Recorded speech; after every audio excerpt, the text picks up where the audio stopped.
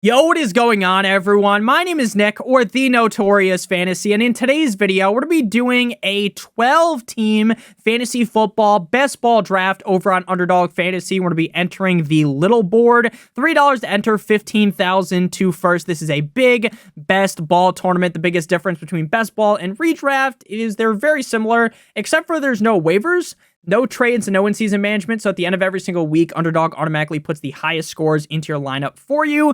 If you want to join Underdog and haven't already, if you use promo code Notorious, you get a first match deposit bonus of up to $100. So you deposit 100, they give additional 100, 50 additional 50, 25 additional 25. The minimum deposit on Underdog is $10. If you have a gambling problem, make sure you call 1-800-GAMBLER. And I want to make it very clear that you should not be taking the advice I give right now as the gospel, because come August, things are going to be wildly different after the NFL draft, after camp, all that. Things change, injuries happen. Knock on wood, we don't root for injuries, but this is just a fun look at things early on. Let me know down below in the comment section what you guys think about the draft. Love you guys all so much. If you're new, hit that subscribe button down below. Let's get in to the draft. So the draft begins here with Christian McCaffrey, followed by Tyreek Hill, C.D. Lamb, followed by Amon-Ra St. Brown. So if you guys are new to best ball, these best ball drafts are typically going to be pretty wide receiver heavy early on, which makes a lot of sense since these drafts are happening in January, right? The Super Bowl hasn't even happened yet. There is a lot more risk when it comes to the running back position in fantasy football drafts, right? They're a lot more volatile. The injury risk is definitely a lot higher. So taking a wide receiver early is a lot safer at this point based upon where we're sitting right now in January. Again, I highly doubt this is going to be how drafts are going to exactly go come August, late September when you do your draft. So we're going to go ahead and go with my running back 3 right now, which would be Bijan Robinson. Now, basically any coach is better, in my opinion, than Arthur Smith. I think the criminal underuse of guys like Kyle Pitts as well as Bijan Robinson are just huge smears on that guy's just laundry list of stops in his career, right? That is a huge smear on what that guy did, right? We remember in Tennessee, there's a lot of people giving this guy the gawk 9,000, right? Derrick Henry's a monster there, and then they draft Bijan, and it's like, okay, it's a no-brainer. You draft a guy with a top 10 overall pick, you are going to feed him the ball, and then obviously that did not end up being the case, right? We saw that Bijan Robinson was criminally underused last season, but I do feel like in 2024, Bijan Robinson is going to be seeing a whole lot more opportunity. So after Bijan, we see Puka, Garrett Wilson, Kyron Williams, Jahmyr Gibbs, A.J. Brown, Jonathan Taylor. Now, A.J. Brown's in a pretty interesting spot. They end up keeping Nick Sirianni. They bring a new offensive coordinator in. We'll see what happens there, but I do think that people waiting till the second round to draft A.J. Brown in a pretty wide receiver heavy room does tell us that, hey, maybe A.J. Brown might end up being a late second, maybe even an early third rounder come August, because people are so nervous about the Eagles with Sirianni, which I think is a little bit crazy. So after A.J. Brown, Jonathan Taylor, Maserati Marv, and DJ Moore. So we're up to pick here. And to me, I do definitely believe that Nico Collins is worth a second round pick. Last year, in even as early as like May, I was talking up Nico Collins. I was one of the biggest Nico Collins fans out there. I was talking about how Nico Collins looked good in certain flashes with Davis Mills. So again, I was definitely not the most ambitious guy ever on CJ Stroud, but I said, hey, when push comes to shove, if this Nico Collins guy was able to perform with Davis Giraffe Neck Mills, something could potentially happen with Nico Collins, and he could potentially cook with CJ Stroud under center. Now, did I expect Nico Collins to be that dominant? Of course not. Did I expect CJ Stroud to be that great? Of course not. I don't think anyone did. I was all over Nico Collins last year when he was essentially free in a lot of drafts, right? He started to rise up a little bit, but he was still a very late round pick. This year, I'm fine paying a pretty penny for him, considering that Tank Dell injury was very, very serious. And we have seen players get hurt like that and not look the same. Now, maybe he's going to be good to go early on the season, right? Maybe he's even good to go week number 1. But that could severely impact the upside of Tank Dell. And Tank Dell's a guy that, as of right now, is going not necessarily the latest in drafts, right? We go to Tank Dell. Tank Dell is getting picked at pick number 45, right? So you're not getting this insane discount on him due to what happened, which to me screams a little bit red flaggish. Again, it is January. News is going to come out before you have to do your actual fantasy football draft, so it's okay, right? I'm not saying full fade Tank Dell, but right now, based upon where he's going, I think it is a little bit of a pretty penny to pay. So after we go ahead and go with Nico Collins, Saquon Barkley, DK Metcalf, Devon, 2 Chains, Isaiah Pacheco, Rashad White, Rashee Rice, Deebo Samuel, Josh Allen, Brandon Ayuk, Mike Evans. Mike Evans was a guy that was criminally underrated last year as well. I was someone, just like with Nico Collins, banging the drum for Mike Evans, and that ended up paying off. Now, again, am I the knower of all, right? Am I the seer of all worlds? Am I like someone who could rub a crystal ball and see the future? Of course not, right? I'm not going to get everything right, but those were just a couple of guys I got right. Same things goes with Devin A-Chain. Now, Chris Olave is a guy to me that would be a certified smash in the 3rd round if you told me Derek Carr was gone. Guarantee me that Derek Carr gets sent to the Shadow Realm and he's out of there. But we're sitting here again in January, right? It ain't February yet, and I'm not going to pretend like it's a guarantee that Derek Carr is gone. Now, we know Russell Wilson, Mr. Unlimited, is gone in Denver, but who knows? Keenan Allen, Mike Williams, potentially gone. Now they bring in Harbaugh. Could be very, very positive for this offense. 2 quarterbacks go in the 3rd round. We all know in your home leagues, though, that Jalen Hurts or Josh Allen might end up going in the 1st or 2nd round of your drafts. We're back up to pick here. We got Bijan and Nico Collins on the squad, and I'm going to go ahead and get Travis Etienne. Now, Travis Etienne was a guy that I was definitely pretty cold on last season. Now, I wasn't someone that was outright saying that Travis Etienne was going to fucking explode your fantasy football team, right? If you drafted Travis Etienne, you were going to get bent over a table. He was going to raw dog you all night long without the use of lube. I never said that. But what I did say is, hey, based upon the running backs that he's going around, most of the time, that's a pass. Most of the time, I'm going wide receiver there. But this time we go ahead and go with Travis Etienne. Again, I'm not trying to load up on running backs early. I did a draft earlier today because I wanted to see how the ADPs were. I didn't want to just jump in here without wetting the tip a little bit, right? And I think that was the right move because now I have a better understanding of how the drafts are going to go. I think Travis Etienne in the 3rd round, late 3rd round, is very fair. Now, again, I think in a lot of redraft leagues, he's going to end up going in the 2nd round. Things are a little bit different in best ball, but I'm fine starting Etienne and Bijan. And now guess what? Now I don't have to try to talk myself into some of these guys that feel a little bit more risky, right? Alvin Kamara, is he a Saint next year? Maybe, maybe not, right? Josh Jacobs, what team is he going to be on? Because I would say it's very likely that he is not a Las Vegas Raider, right? I don't think so. Eckler, probably not a Charger. Henry, probably not a Titan, right? You get to Chubb. When the fuck's Chubb gonna play? Is Chubb even going to be himself after his leg played Twister in that game early on in the season? Shout out to 9-inch Nicholas Chubb. I love you, though. So we're back up on the board. Mahomes comes off the board. So again here, it feels pretty clear that you want to go wide receiver. Now, the question is, what team is T. Higgins going to be on? Now, I think T. Higgins would be the pick here because I don't like any of these quarterbacks, and I think going Kelsey here would be a little too high. So we are going to go with Higgins. But Higgins is a very interesting player because we know who Nico Collins' quarterback is, right? In best ball, a key principle is stacking. If you guys have watched me talk about best ball in the past, even if you've watched me talk about redraft, a lot of the time I am going to go for a stack. Now, in best ball, you might be throwing 3 guys on the same team, right? If you draft Nico Collins, maybe you mess around, you draft Collins, you draft maybe one of those later round wide receivers that you like, or you match him with a Dalton Schultz, assuming that Schultz is back, right? And you have like this 3-way stack with CJ Stroud. Whereas in a redraft league, hey, I get Nico Collins. It might just make me want to push the button a little bit more on CJ Stroud. But T. Higgins, we have no idea where he is going to go. My best bet as of right now is that he's not going to be a Cincinnati Bengal. But again, would I say to bet your house that T. Higgins is not going to be a Bengal? No. I wouldn't tell you to bet your house that. I would tell you that I like T. Higgins a lot, but the team could heavily sway things, right? If T. Higgins lands on, say, the Jets, right, and the Jets build up the offensive line, Rodgers is coming back, right, people might start getting a little bit fired up about T. Higgins, right? There might be landing spots that are not as hot for T. Higgins. So based upon the receivers that were available, I felt like he was the pick. Again, I'm a little bit nervous about Tank Dell.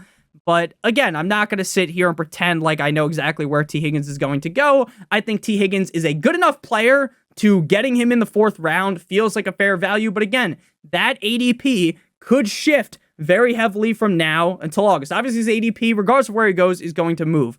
But there's a chance that T. Higgins, maybe he's the wide receiver 1 somewhere, right? Maybe he lands this perfect spot and everyone's in love with him. Or maybe he goes to another team that, maybe he's the Raiders wide receiver 2, right? And you're like, oh, the Raiders? I'm not drafting T. Higgins. Then T. Higgins just falls down the board. Now, it's interesting to see that every other year, basically over the last couple of years, we've really started to see Kelsey or whoever the number 1 tight end is, they're a 1st or 2nd round pick, right? This year, seems like people are a little bit more standoffish, right? Sam Laporta, the tight end 1, followed by Travis Kelce, and then Mark Andrews. Now, again, am I saying that these guys are guaranteed to go in the 4th to 5th round of your redraft league? Of course not. But I am definitely ecstatic if I could get a guy like Kelce in the 5th round. Now, maybe he fucking retires, right? Maybe he does, but I think he's going to end up coming back for at least 1 more year. And of course, we get sniped on CJ Stroud by a guy who drafted Jamar Chase, Saquon Barkley, Jalen Hurts. He's got 2 quarterbacks already. Fucking cocksucker move. But hey, we're back up on the board here. JSN feels like this could be a huge year for JSN, and I think we are going to swing that way. Now, again, JSN last year was a huge swing and a miss, right? JSN was rising quicker than your cock in the morning, up draft boards later on. And then JSN ended up being a swing and a miss, right? Geno Smith not cooking up the 5-star Michelin meals no more. Geno Smith was on the struggle bus. They fire Pete Carroll. We'll see what ends up happening. Who's the head coach there? Who's even the quarterback next year? Again, when I am doing drafts in January, things are going to go very wrong, right? Some of these guys might get injured, knock on wood, right? There's a chance that JSN, Lockett, DK, they're both back, and then bada bing, bada boom, JSN is a complete and utter fucking swing and a miss, right? I am acknowledging that. Now, at some point, people just have to call it quits on Terry McLaurin. Terry McLaurin's upside is so heavily limited by the team. Now, maybe they end up drafting Caleb Williams, they draft Drake May, and everyone buys back in. We'll see who the head coach is of the Commanders, but I mean, at some point, you have to cut your losses. At some point, you have to cut your losses with a guy like Terry McLaurin. Jaden Reed in the 5th round feels a little too rich for my blood. Now, I still think that if you were to compare Christian Watson to a guy like Jaden Reed, I still think Christian Watson might be better. Call me crazy. Let's see where Christian Watson goes. Christian Watson goes in the 90th pick. So he goes 30 picks later. I don't know why. I would rather just take the shot on Christian Watson. Now, again, maybe it's a swing and a miss, but based upon how I see things right now, if Christian Watson's fully healthy going into the year with Jordan Love Me Tender, Love Me Sweet, who looked real good last year, there's a lot of upside. Now, Fields is an interesting guy as well. The problem with best ball here is I want to, and again, this isn't an issue, but I want to be stacking my quarterback with a receiver, right? I don't think Justin Fields is going to be the quarterback of the Chicago Bears.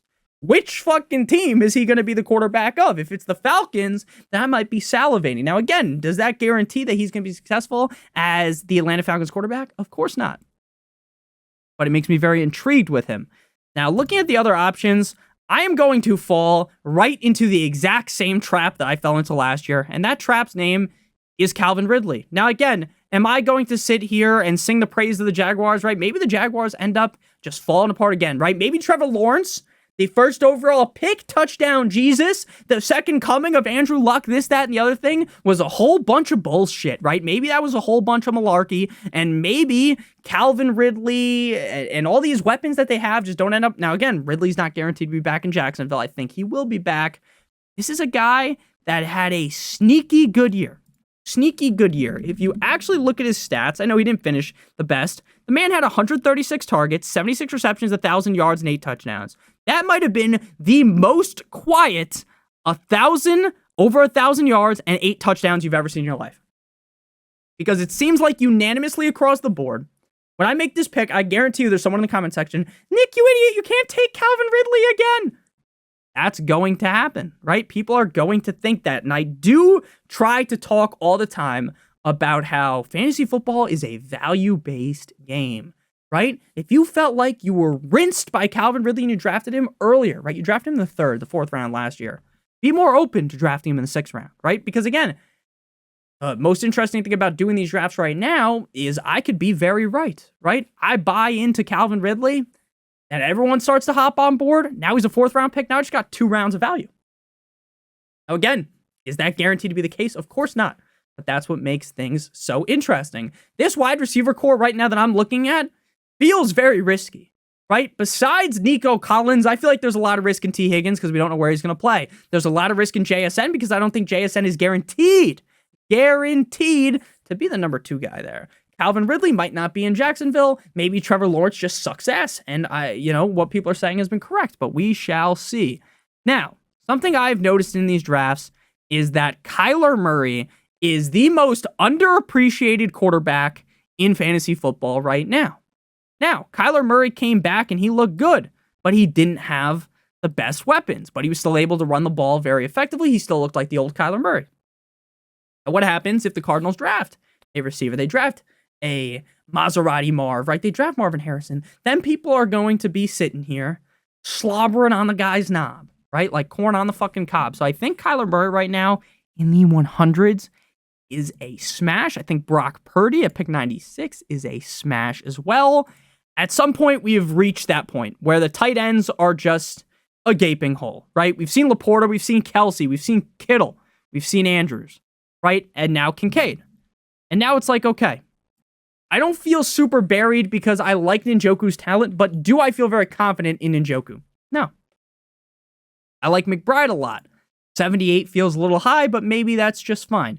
Hawkinson just got surgery, I believe, today. We'll see how healthy he is when he comes back, but it's very, very interesting right now. Now, we could go with a rookie, and I think that might be the move right here. I still like David Montgomery. I like Raheem Mostert at this value, but again, where we're sitting, we went heavy on Bijan. We went heavy on ETN, which is something I don't like to do, going running back super early in these drafts. So we're going to go ahead and snag a rookie in Brian Thomas. Now, this could end up, again, when you draft a rookie, rookies especially, right? Even these later round rookies, right? You could draft a guy like Blake Corum from Michigan, right? And right now he's going to pick 144. If he goes to the right team, Blake Corum might go from pick 144 to pick 60 by early September, right? He could go to the wrong team, and he's probably still going around pick 144 because a lot of people like what they saw at Michigan.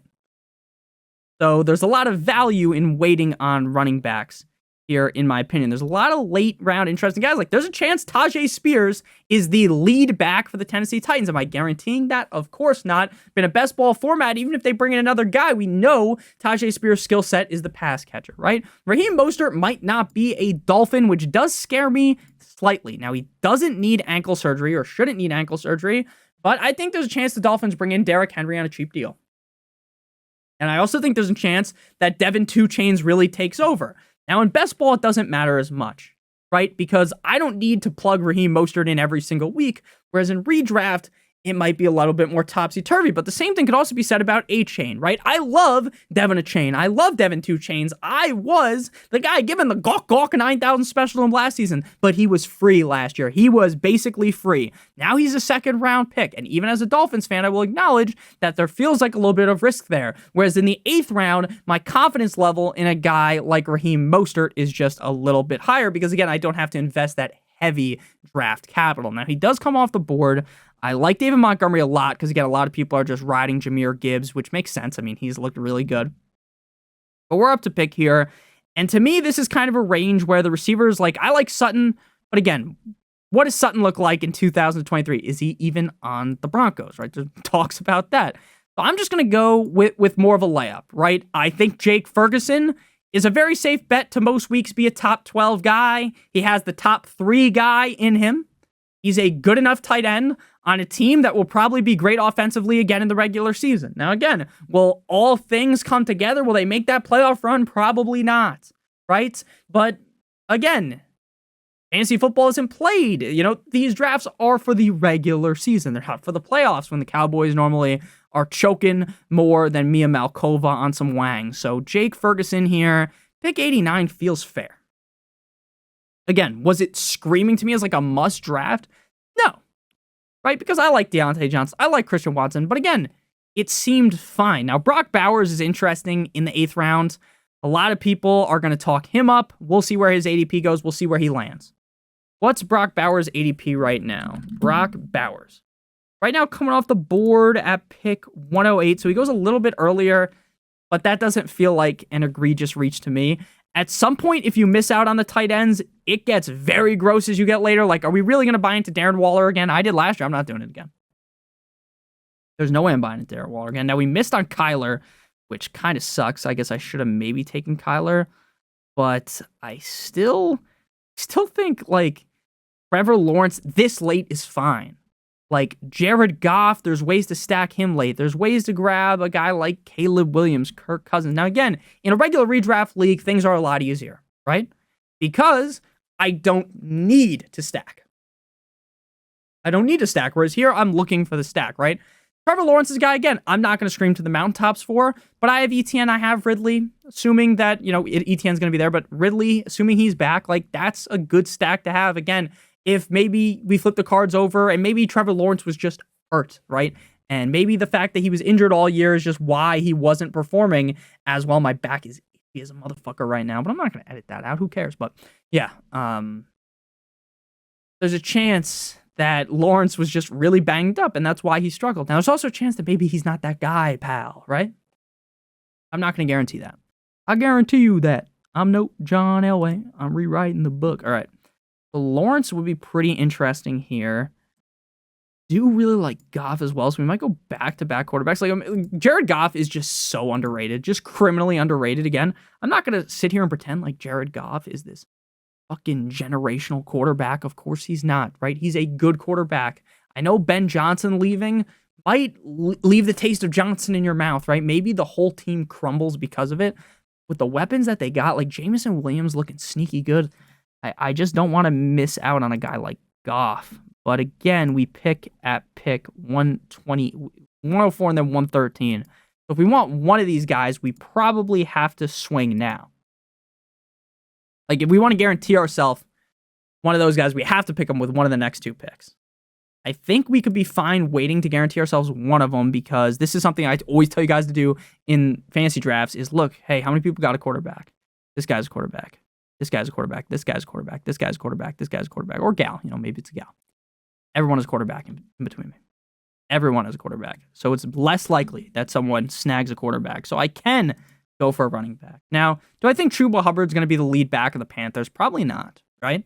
But we've seen that he can be good enough, right? Good enough to be a fine pick in the 9th round, where if something was to happen to the running back that I presume gets drafted ahead of him, or maybe they draft a running back and Chuba just takes the job, right? Miles Sanders is nothing. He is irrelevant. They paid him a shit ton of money for him to do absolutely nothing. He was terrible all of last season. I know maybe he had a game or two, right, where he looked solid, but outside of those 2 games, it was like watching someone run in quicksand, right? He was running at the speed that old people have in their horse, right? It just was not good enough. It wasn't cutting it. And that's why Chuba Hubbard took over. Again, I'm not screaming like, oh my God, you got to draft Chuba Hubbard in August, right? Again, all of these takes are early. That's something I want to make very clear in these early videos that I make. This is a very early look at things. April, after the draft, the whole fucking board is going to get jumbled around like a puzzle, right?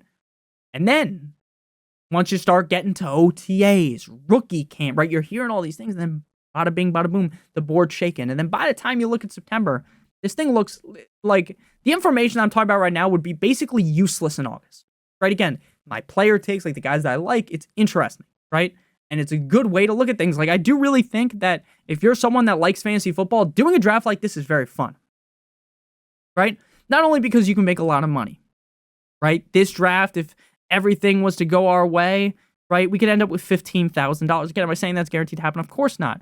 But for the buy-in that this costs and for the fun I'm getting, it's worth it, right? And it's very interesting to look back, halfway through the season and look at the draft board, because you can do that, right? Be like, oh, we got Travis Etienne in the 3rd round. He was a first round pick, right? Or we got this guy in this round and he ends up being way more expensive, right? Lawrence becomes a 6th round pick. People buy back in on him. I don't think that will happen.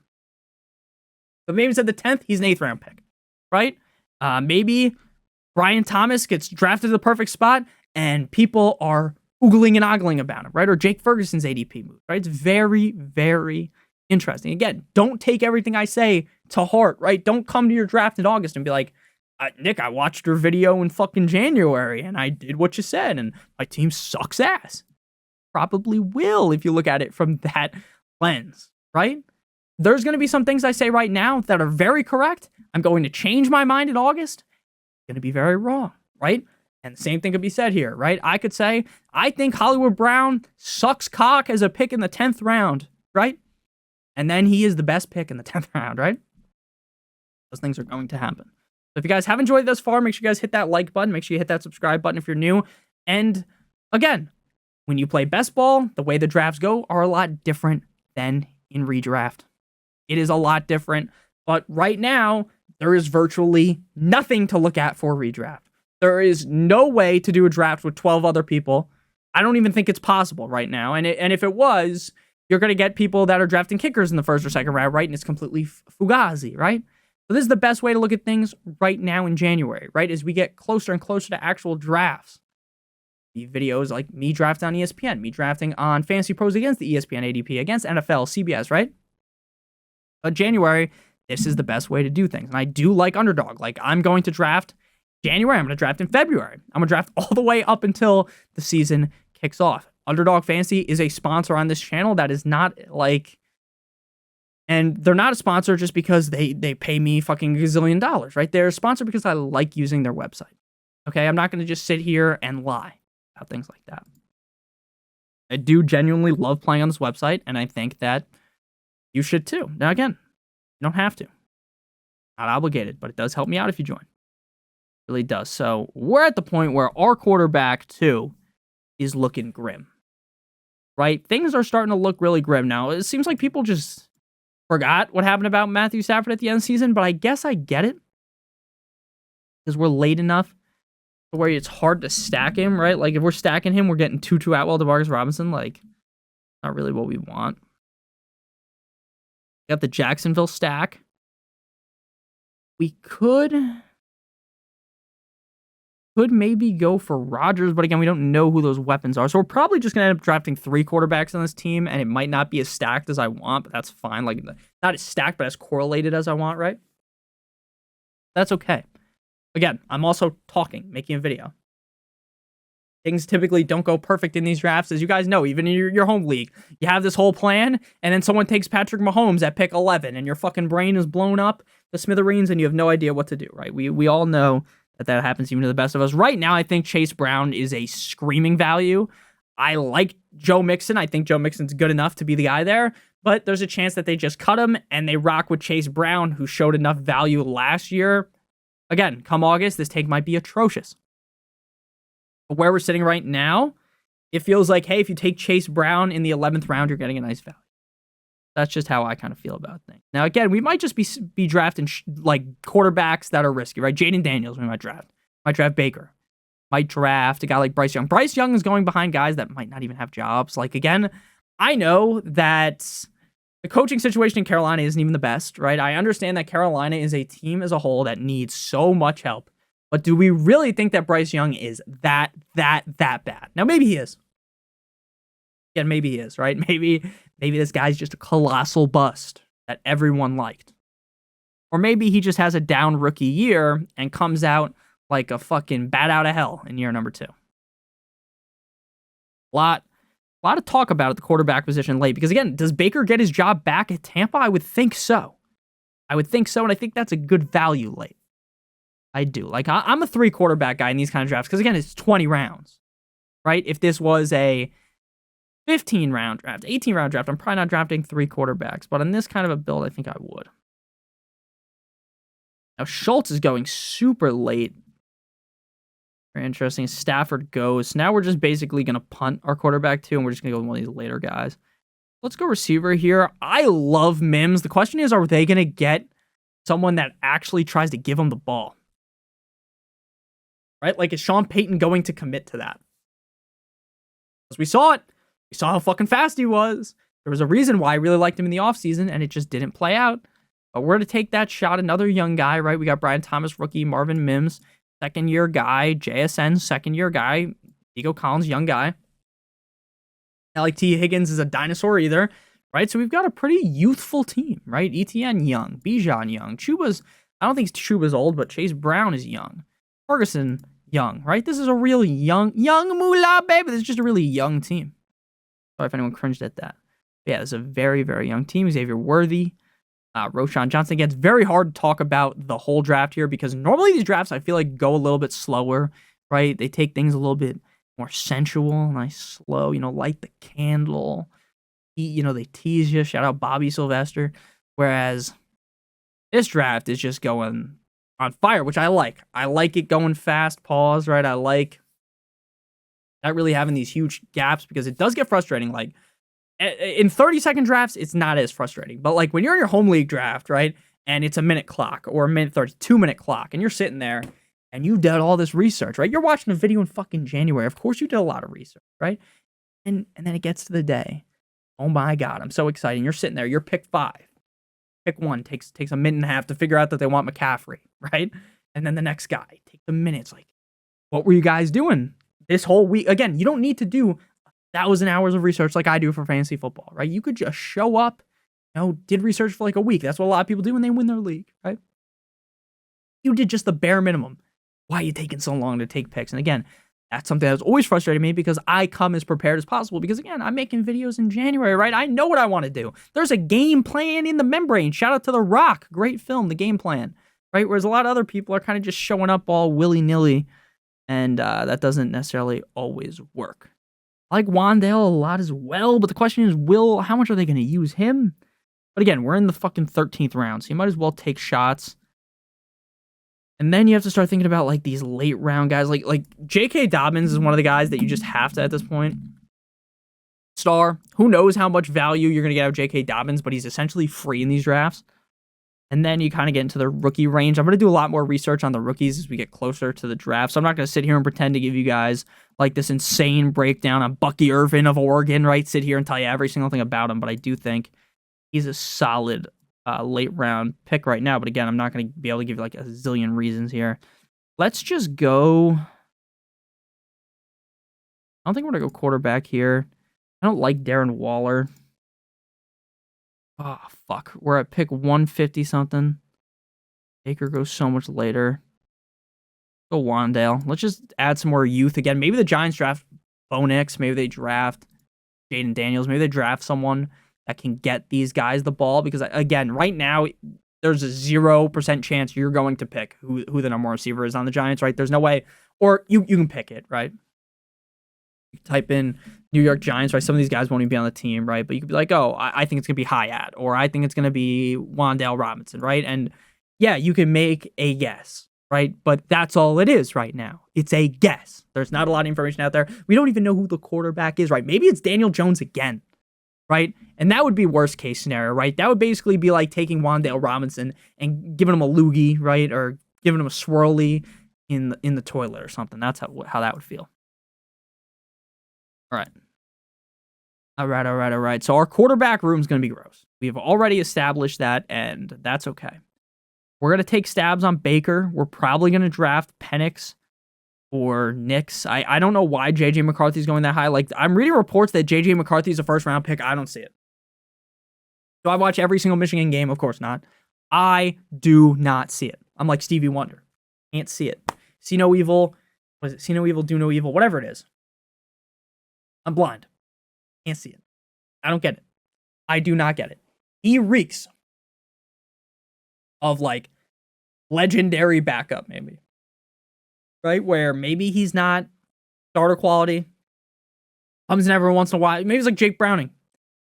Not a first-round pick. He is not a first-round pick. Now, will some team commit to him in the first round? Maybe, maybe not. I think that would be a bad decision. We're going Baker next. We need to get Baker. If Baker's not a starting quarterback in the NFL, I'd be shocked. Next year, if he's not the starting quarterback of the Bucs, I'd be shocked. The Bucs have enough weapons, assuming Mike Evans is back, for him to flourish again. So we're going Mike Evans. If you're taking Quentin Johnston, like, I get why you might want to draft him in the 14th round. He showed nothing in his rookie year. He was given every opportunity, every chance to be that guy that people wanted out of him, and he just was not it. He was not it, and he was gift-wrapped opportunities, and he couldn't do it.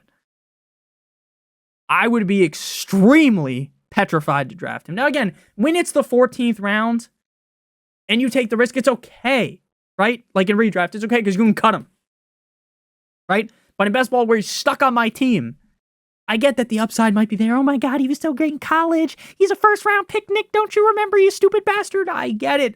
But he showed nothing, right? Marvin Mims runs fast as fuck. You could see it. You could envision it. Like, oh my God, I'm sorry for clapping in your ears. Oh my God, Marvin Mims can do it, right? You watch Quentin Johnston run a route, you're like, what the fuck am I watching? Like, why did I draft this guy in the 14th round? That's what I would be thinking. I'm not doing that. I am not doing that. We need more tight ends, and we're going to need more quarterbacks as well. This is going to be the most uncorrelated best ball team ever, but that's okay. We got our stack with Jacksonville. I mean, we could have taken Otten. Again, like, Otten doesn't... Like, if I drafted Otten, are we guaranteed to get Baker? Probably not, because this guy only has one quarterback as well.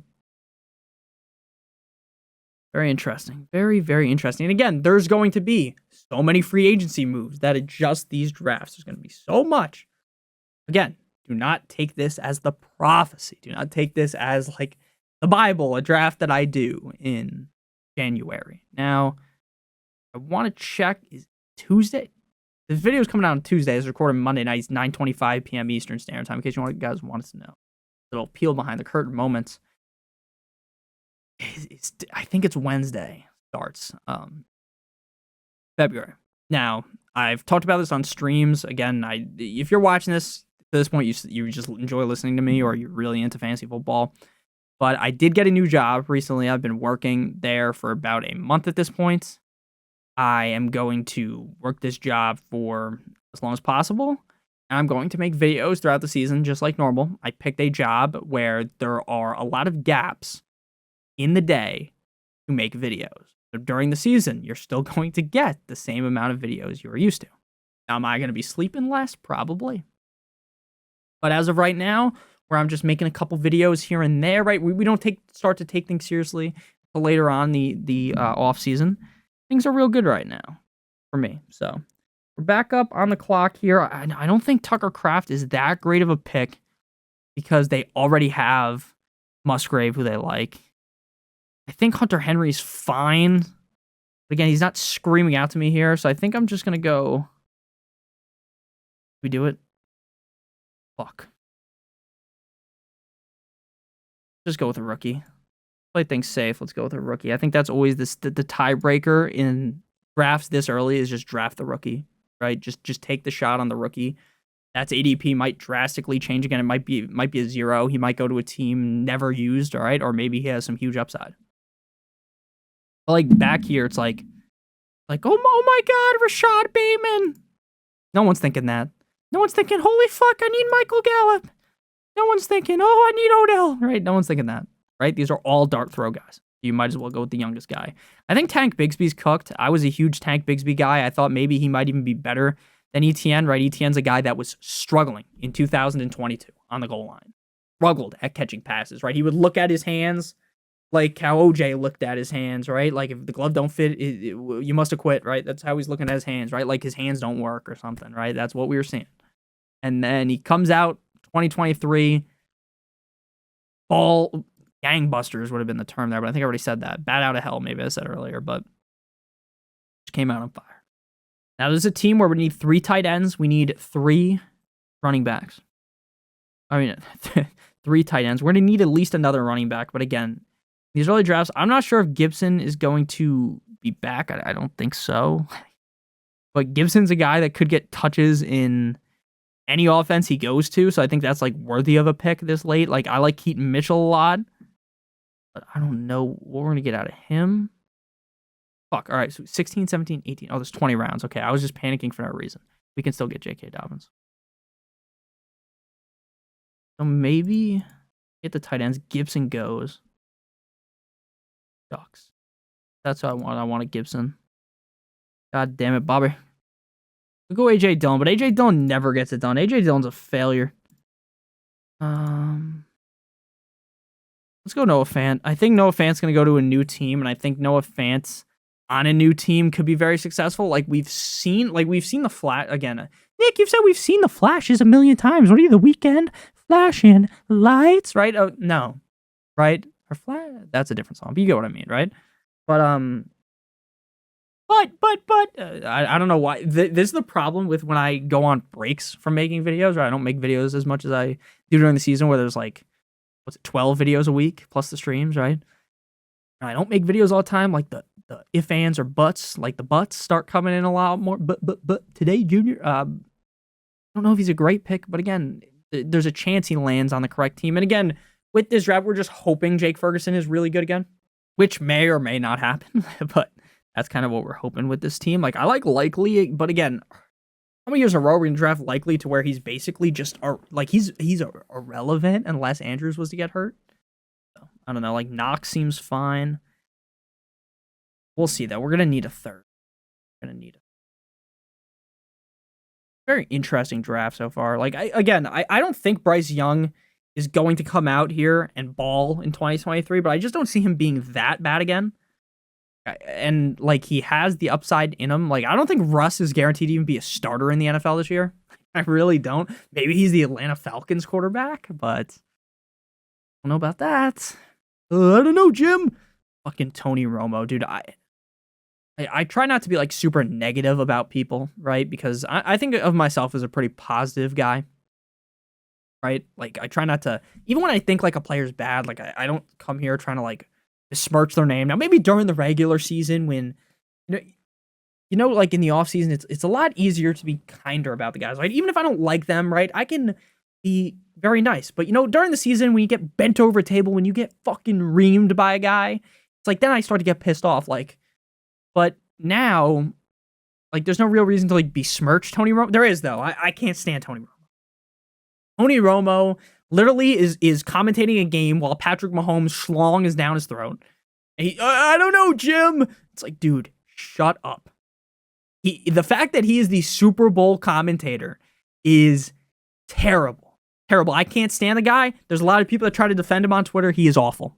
I know you remember a couple years ago when Tony Romo was from the future, right? He's calling the plays from the future. He knows exactly what's going to happen. That was fun. He doesn't do that anymore. And I think that's because maybe the team told him, or CBS told him not to do it? Whatever. But I can't listen to it. I can't listen to it. I'm going to a friend's house to watch the Super Bowl, so I can't tune it out, right? I can't turn the volume off, right? Because if I was watching at home, there's not going to be audio. Because I don't want to hear the fucking dick sucking of Patrick Mahomes on my television now. I bet on the Chiefs. Now, again, this might sound stupid 2 weeks from now. Oh my God, Brock Purdy went crazy and they won. But I don't know how you can, right now, I don't know how you could the Chiefs are so bad offensively. The weapons are so bad and it just works. Again, the 49ers came back from a huge comeback against the Lions, right? But again, are you going to bet on the Super Bowl? You have Brock Purdy as the favorite, and you're going to bet on Brock Purdy as the favorite. Are you gonna miss your opportunity again to bet on Patrick Mahomes as underdog? Now, I bet on the Dolphins against the Chiefs. I'm a Dolphins fan. I missed that. But I bet on him 2 weeks in a row, and I'm richer for it, right? So are we going to sit here and just talk about, again, regardless of what you think, I think the 49ers are a better team 100%. I thought the Ravens were a better team, but there's something about the Chiefs that when you play them, you don't execute. For some reason, you think, oh, we'll run the ball a million times. Now, maybe the 49ers won't fuck that up. They'll run it with McCaffrey a million times, but the Ravens, hey, we could just run it a million times against the Chiefs and we could win, and they don't run. The Dolphins, hey, we have A-Chain, we have Mostert, let's run. They don't run. They don't run. It's they forget everything. Something goes wrong. The first drive goes 3 and out, and then your head gets flipped upside down. Mahomes goes right down the field, right? Your head is on a swivel the whole game. You're playing the Chiefs. Again, I know this might be useless information if you're watching this after the Super Bowl, but I see no way, Jose, that you should be betting against the Chiefs. All right, we're going Dobbins here. We're going Dobbins. We're getting Dobbins on the team. Again, Dobbins might come back and never be himself. He might not even ever come back this season. But I think in the epic 209. It's worth it. We need another tight end, and then we'll probably sprinkle either another running back on the squad or a receiver. At this point, again, you're closing your eyes, shooting from 3, moonshot Stephen Curry style on the tight end you want. Now we're gonna just super fast mode. Gotta only use me blade to the final 2 picks because this video's already been 40 minutes long. All right, we're about to be back up here. We're gonna go. I think we're gonna go tight end because I'm not aggressively trying to draft any of these guys that are available here. We're just gonna go tight end. And I think we're gonna go Dawson Knox. I like Dawson Knox because I think he's skilled enough. That's really just it. He's good enough to score a random touchdown to enter my lineup. So in a 20-round draft, that's fine in the 19th round. All right, we're about to be up again, and we're just going to take our swing on Jerick McKinnon for no reason other than he just always somehow ends up being relevant in fantasy. Will he be a Chief? Who knows? But again, in the 20th round, you just have to tell yourself, like, hey, maybe somehow he ends up being good, and that's just the story that we told right there. So our team is complete here. Our quarterbacks were Trevor Lawrence, Baker Mayfield, Bryce Young. Our running backs were Bijan Robinson, Travis Etienne, Chuba Hubbard, Chase Brown, J.K. Dobbins, Jerick McKinnon. Again, we're heavily hinging on Bijan and Etienne. Our receivers are Nico Collins, T. Higgins, JSN, Calvin Ridley, Brian Thomas Jr., Marvin Mims Jr., Wan'Dale Robinson, Devontae's Nuts, Walker. Sorry, that was so fucking stupid. Jake Ferguson, Noah Fant, and Dawson Knox one time if you're with me. So let me know in the comment section what you guys thought about today's draft. Again, if you are new to Underdog Fantasy and you live in one of the states on your screen right now, make sure you guys check out Underdog Fantasy. You can join a draft just like this for, again, a very, very low buy-in, right? There are drafts here. The NFL one's out right now. You can do a $3 little board, which we just did, or the big kahuna here, $10 to enter $200K to first place. If you live in one of the states on your screen right now, actually, technically, you don't have to live in those states. Those are just for the pick'em. So you just check the availability online and use promo code Notorious. You'll get a first match deposit bonus of up to $100. Use promo code Notorious. I already said that. You get a first deposit match bonus of up to $100. You deposit $100, they give you additional $150, additional $50, $25, $25. Minimum deposit is $10. If you have a gambling problem, make sure you call 1-800-GAMBLER. They also have the pick'em on there as well that we talk about. And we're going to be talking about all the way up until the Super Bowl. So I love you guys all so much. I hope you have a great rest of your guys' day. And as always, good boy.